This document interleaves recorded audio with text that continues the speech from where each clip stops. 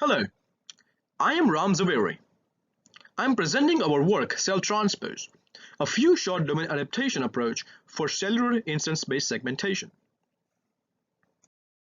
We are interested in the segmentation of instances such as cell bodies, membranes, or nuclei, which are present in 2D and 3D microscopy image volumes. These sorts of image structures have a remarkable variability because they are acquired with a variety of microscopy techniques. For example, light sheet microscopy, fluorescence microscopy, confocal microscopy. They could be coming from many different microscopy techniques. In addition, they can also come from a diverse range of tissue types and present different appearances and shape. So, current approaches, when they are used on new target data, they experience a significant drop in accuracy because of the covariate shift, which is inherently high in this particular application. This happens despite training the models on large-scale datasets. So, how do we handle that? We address the problem with a practical two-step approach. First, we assume that the pre-trained model for cellular instance segmentation is already available. In this case, we rely on our own version of a method based on a unit architecture variant called CellTranspose.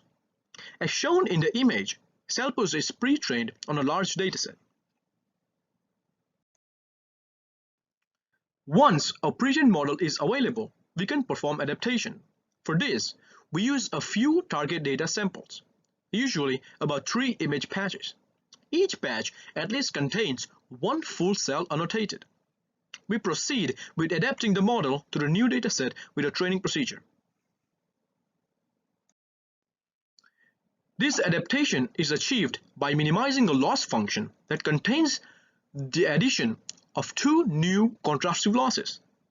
The first one is the contrastive mask loss that makes sure the segmentation masks are accurate in the target domain. The second loss is the contrastive flow loss, which makes sure that the gradient flow estimation needed to identify the cell instances is also accurate in the target domain. This adaptation procedure only lasts for about a few minutes. It usually takes about 5 to 6 minutes on a Titan XP GPU. This slide shows qualitative results on cell images from TissueNet. It is a state-of-the-art 2D benchmark dataset. The columns represent different tissue data collected on different platforms. In addition, they are all variable in size and shape and also in number. It shows a clear improvement of the segmentations after only performing adaptation on a 3-shot target.